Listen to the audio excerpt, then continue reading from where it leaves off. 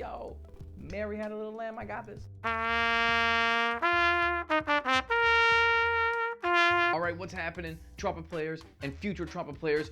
Before we get started, like this video, hit subscribe. Today we're gonna talk about what you can do with your first 5 notes. So if you checked out my first 5 notes video, which is down here in the description, you'll be able to play any of these songs. And I'll show you a few different ways to play them. And I'll include some sheet music too. The first song that you can play is one that we all know.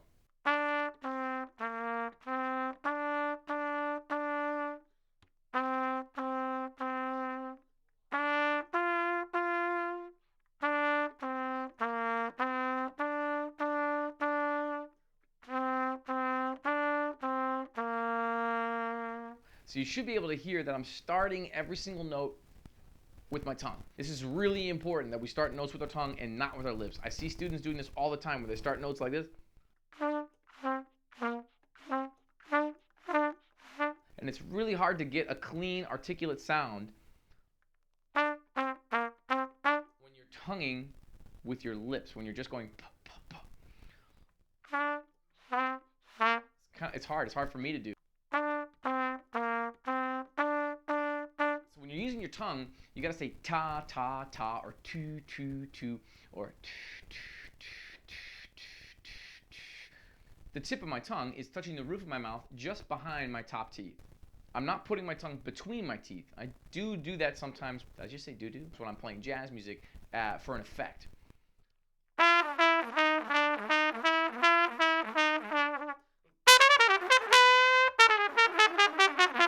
Kind of shoving my tongue between my teeth to get this like ghosted note effect, but I don't do that when I'm playing classical music. I don't do that when I'm playing Mary Had a Little Lamb, unless I'm going to play a really cool version. And the other thing that I'm doing is I'm keeping a really steady stream of air. If you watched my last video, you saw that I talked a little bit about a faucet, right? I talked about this faucet analogy where you turn on a faucet and the water's running, and you take your finger and you go chuk, chuk, chuk, chuk, chuk, and you separate the water with your finger. That's kind of like what we're doing with our tongue. We're separating the air with our tongue, which means we're not stopping our air after every single note like this. Right? We don't want to take continuous small breaths, or we'll probably... So we want to have one steady stream of air.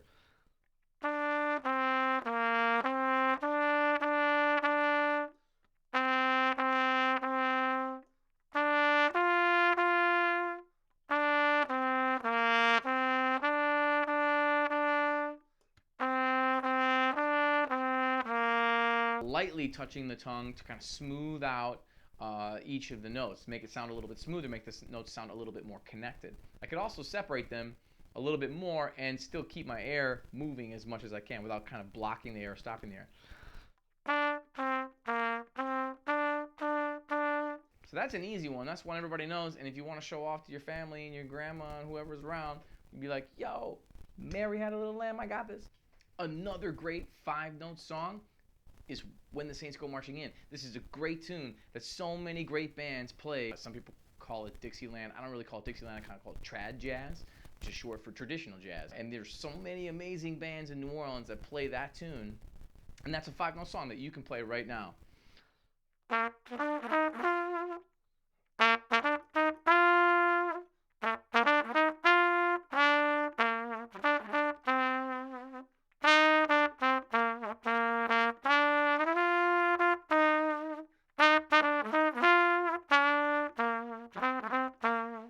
So that's kind of a jazz version. You can also play it really straight and sort of like you're in concert band.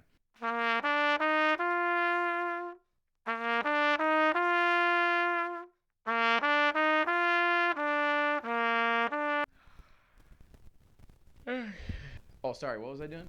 I prefer to put a little style on it, and I think a little stank on it, and I think you should too. So why not take this as an opportunity to practice playing a little bit of jazz? It sounds like jazz. Let's play like it's jazz.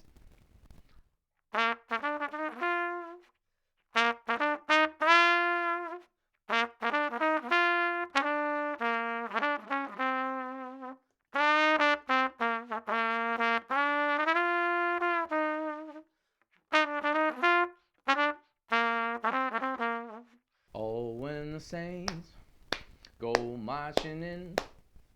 Oh, when those saints go marching in. Oh Lord, I want to be in that number.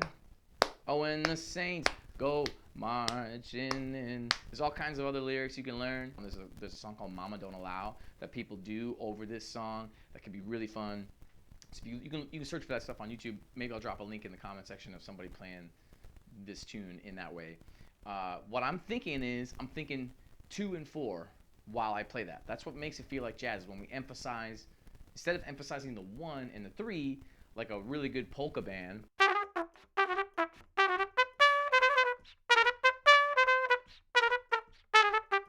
Like a really good polka band.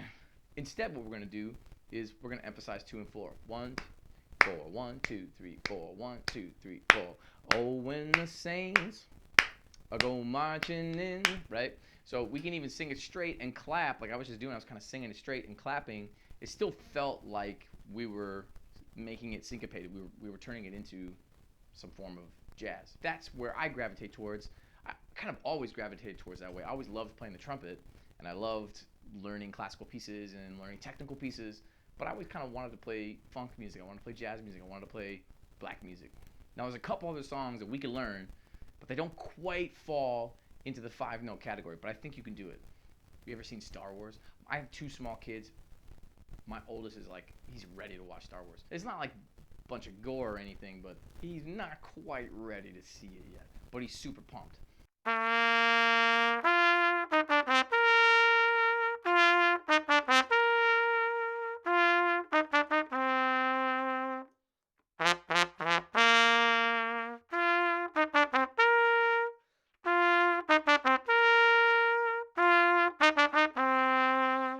So you can play that first opening melody. All you have to do is add that C, the octave above the low C that we first learned, and the low G, which is way down there. But all you got to do is think about relaxing your chops. Think about blowing soft, warm air when you play those low notes. You can hear me play it and it sounds really big and full, but I'm not blowing tons of air and squeezing really hard. I like to kind of think like I'm fogging up a window. Sometimes people have trouble getting those low notes out. They'll come eventually. So you can just leave it out too. You can just start on C.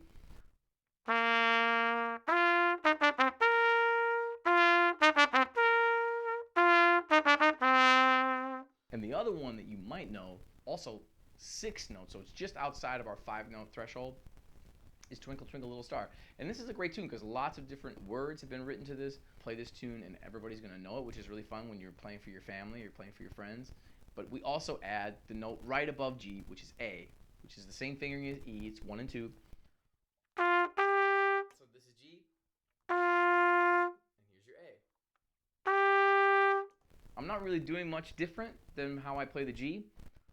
I do have to think about how I'm going up and not down.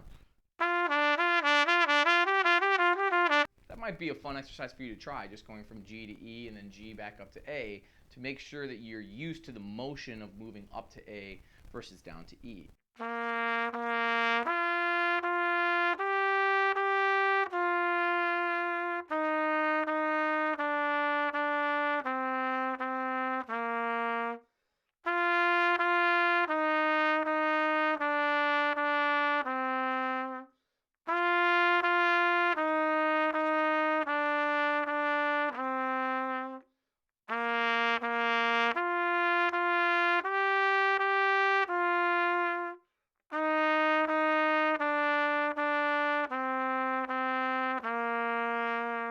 So that's it for today's video. Thanks so much for watching. If you stuck around this long, make sure that you smash that like button and that subscribe button.